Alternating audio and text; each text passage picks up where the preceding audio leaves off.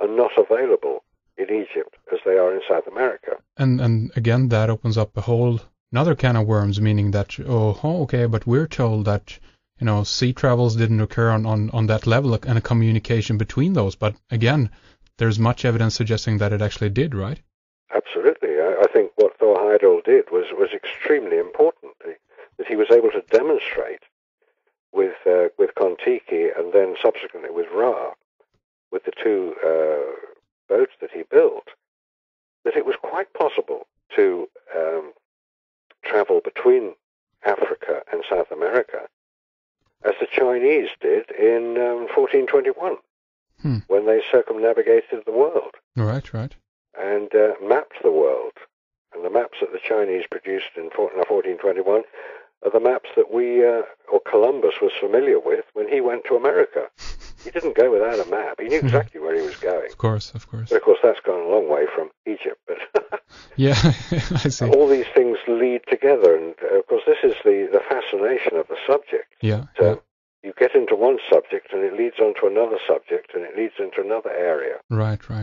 But to come back to the rock softening liquid and the possible use in Egypt of the same material to remove granite, if you as I did when I visited Aswan, I was familiar with the concept of the rock softening liquid, so I looked for evidence that it might have been used, and I found it.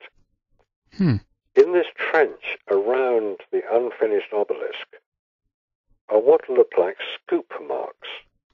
The same marks you would get if you take a block of ice cream and pull a spoon across the top of it. Right.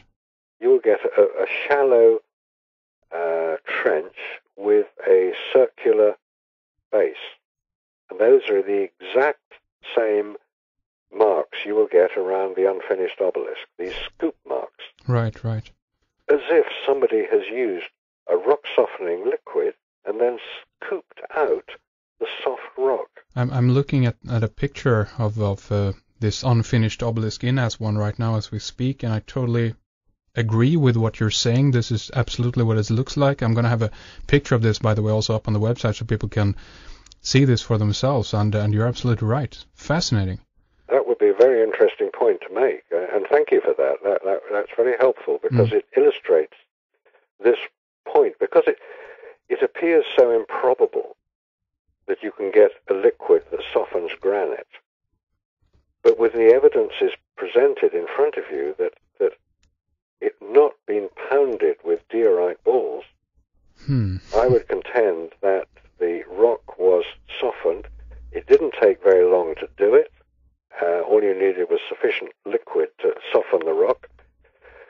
You would scoop it out. It would then become, it would be rather like concrete today, where you mix up concrete and you can smooth it and form it into particular areas, and then it goes hard. The original concrete used was lime-based rather than Portland cement-based. Right. And lime-based cement will crumble to dust quite easily, but it is strong enough to hold whole houses and buildings together. So the idea is that it's just that nobody has considered that this sort of research should be carried out. And if we go on burning the rainforest down at the speed we're doing it, we may not even find the plants that we used, and we'll never know the answer. Well, exactly, yeah. It's incredible. Yeah. I mean, and one question that arises, the idea that, if they manage to do this or to pull this off,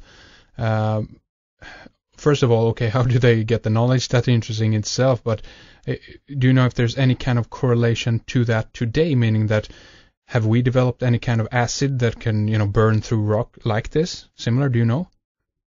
Well, it's interesting you say that. Now, one thing that I wanted to test out was whether it was possible, given the technology that we knew existed in Egypt.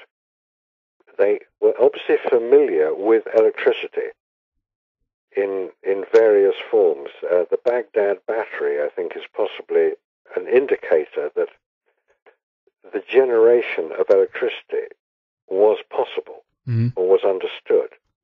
That could then be used to electroplate material.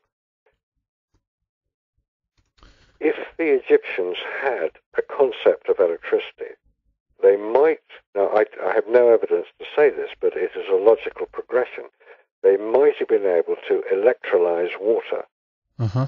You pass an electric current through water, Right. and you get the two constituent parts of water, hydrogen and oxygen, given off as a gas. Right. Gas of hydrogen, gas of oxygen. If those two gases are combined in the same proportion as they exist in water, i.e. 2 of oxygen to 1 of hydrogen, sorry, I've got that the wrong way around, H2O, 2 of hydrogen, 1 of oxygen, Right. you will get what is referred to today as Brown's gas. Okay. How do you spell that? Brown's gas. Okay, I see. Brown's gas. Yeah. All right. Like brown as in the color brown. Gotcha. It is named after the developer of this. Mm-hmm. I would say the inventor. His name was Yule Brown. That's YULL. Mm-hmm. He was Hungarian, but lived in Australia for many years, and that's where he developed it. By combining these two gases and using it in the way that you would use oxyacetylene today for welding. Now, I have seen this being done. If you get a Brown's gas generator, it is a little thing that's the size of a small table, and it generates Brown's gas by electrolyzing water. Hmm. I wanted to experiment and see if it was possible to melt granite. Right. Now, if you put an oxyacetylene torch onto granite, what happens is that the granite explodes. Okay. It's very dangerous. Hmm. What is happening is that all the various constituent parts of the granite heat up at the same temperature, and some of them will heat faster than others. Okay. If part of the feldspar heats up faster than the mica, two constituent parts of granite, quartz would be another.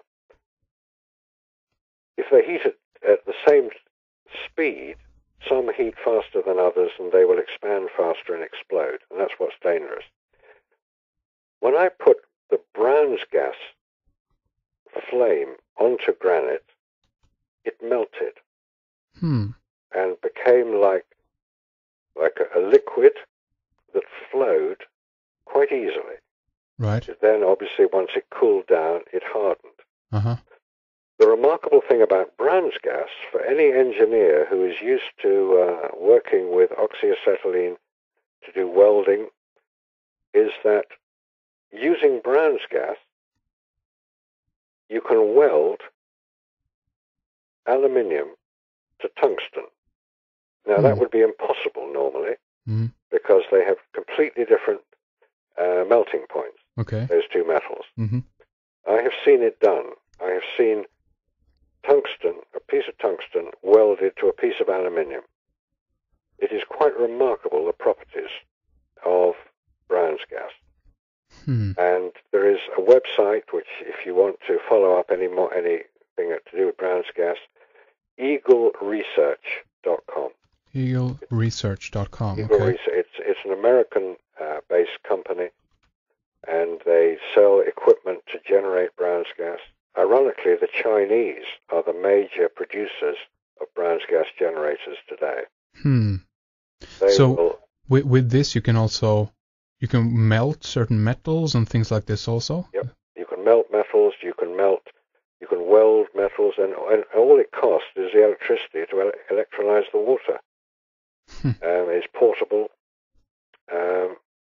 Brown's gas has remarkable properties. You can pass the flame over your hand and it will not burn you. You can then transfer that same flame to a piece of granite and it will melt it. And what appears to happen is that the flame adapts to the material it's in contact with. Okay, I see what you mean. So it only it's only applies to different properties of the material, meaning that, as you say, it only reacts to a certain kind of what molecular structure, or that's right. It's the molecular structure that's important. Hmm. It's not been researched in any great degree. There are people working on it in many parts of the world. Uh-huh.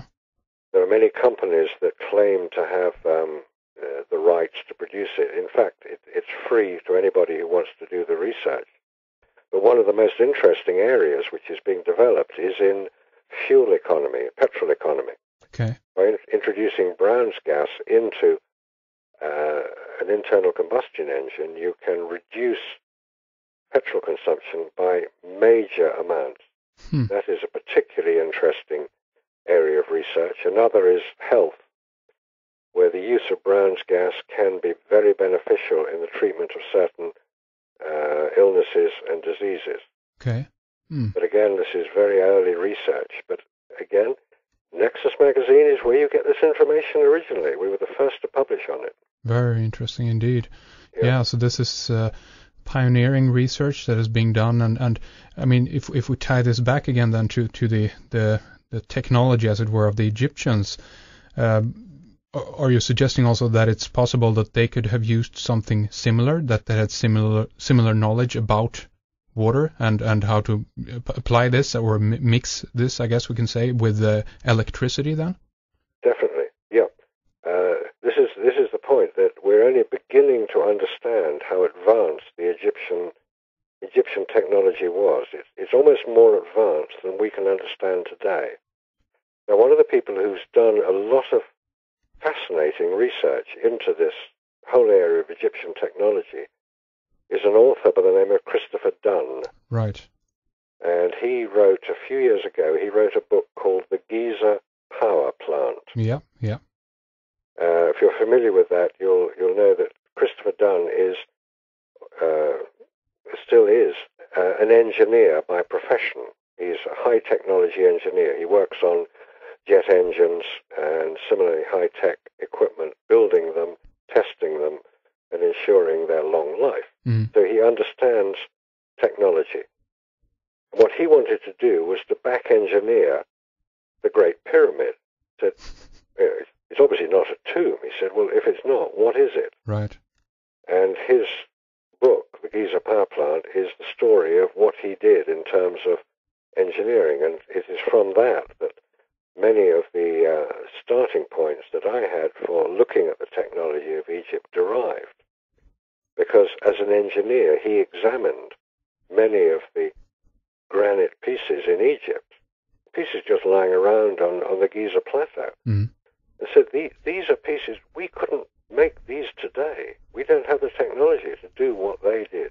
Compound curves on decorative items. Right. Multi-sided blocks of granite together. We don't have that technology. What were they using? Sorry to interrupt there, but one question that arises, and I wanted to ask about your theory or idea about that, if you're familiar with it, and that's one theory, that the entire pyramid, or many of the pyramids in Giza and other places, of course, were actually put together, some say through actually resonance and things like this, that the blocks were much in the similar way that we pour in concrete and it hardens, you know what I mean? Do you think that is a possibility here then, if we take in what you've been referring to here? It's a possibility. I'm familiar with that idea that the Great Pyramid was built with blocks that were not quarried out of the ground, but were cast, rather like we would cast concrete blocks today. Right. But it still leaves open the question of how you get the granite there, because that wasn't cast. Right. It is quite possible that some of it was. Again, this is now referring to a technology which we're not familiar with. Of course. In terms of Egypt's construction.